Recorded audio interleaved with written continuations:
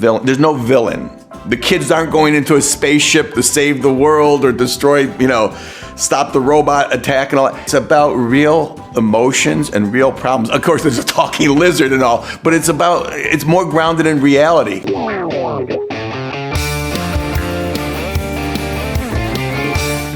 Bien, un año más y otro grupo de niños lelos de último grado. Es cosa de acostumbrarse. Quiero que todos conozcan a nuestras mascotas, Leonardo y Squirtle. No voy a tocar esas cosas. Hello, guys. Hey, so happy to Gabriela. talk to you. Thank you for having me. Thank you.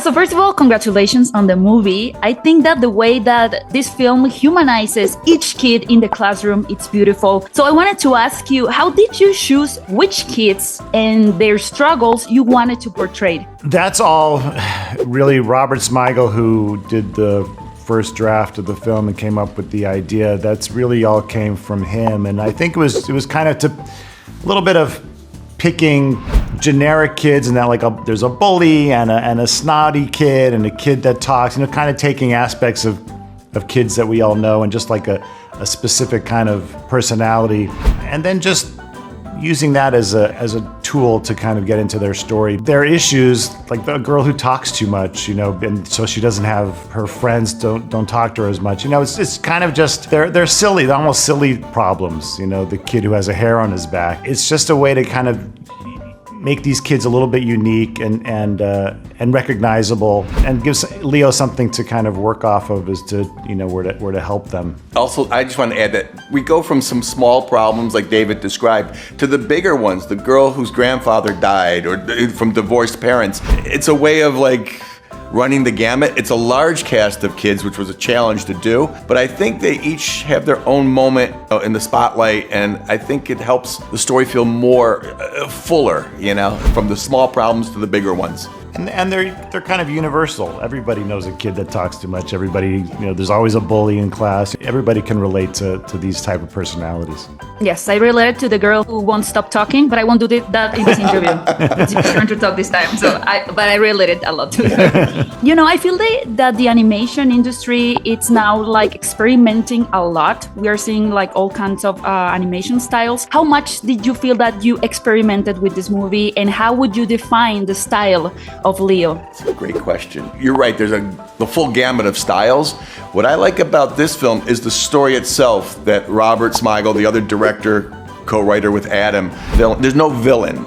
The kids aren't going into a spaceship to save the world or destroy, stop the robot attack and all that. It's about real emotions and real problems. Of course, there's a talking lizard and all, but it's more grounded in reality. Adam wanted the film to feel like Florida, so we did a lot of research. We went down to Florida. I went down to Florida, took pictures. As far as styles, we have different styles in the course of the film.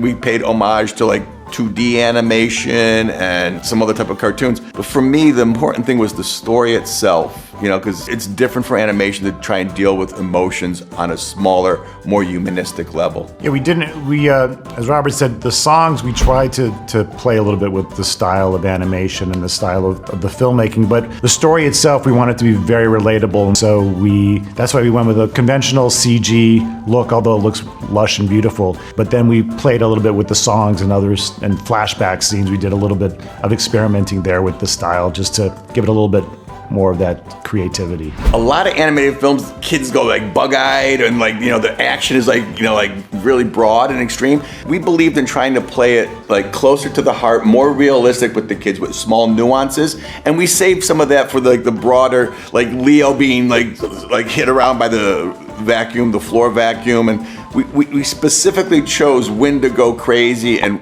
when to try and keep it real. Nice. That actually kind of answered the last question that I couldn't make. So thank you so much. Congratulations on the movie. I hope it goes a lot of people see the film. So congratulations and thank you for your time. Thank you, Gabriela. Appreciate it. ¡Esto es increíble!